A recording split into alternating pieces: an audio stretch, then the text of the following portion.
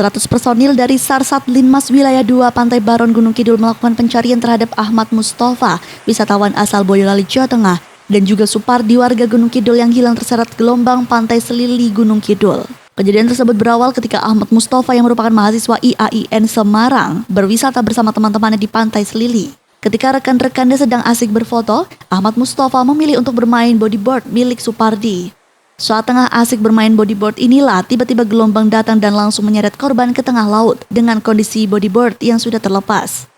Melihat pelanggannya terseret ombak, Supardi memutuskan untuk menyelamatkan korban tanpa dibekali jaket keselamatan. Nah, Supardi justru ikut terseret ombak Pantai Selili.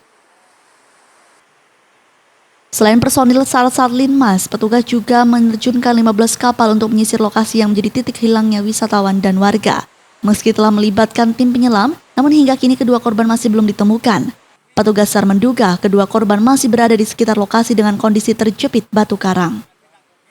Seharusnya bodyboard tidak dilepas, justru malah aman, tetapi karena dia panik, kemudian bodyboard dilepas. Akhirnya korban kehabisan tenaga karena berenang melawan arus tanpa alat pengaman, akhirnya tenggelam. Kemudian untuk pemilik bodyboard sendiri berusaha menolong melihat korban yang membawa bodyboard tenggelam.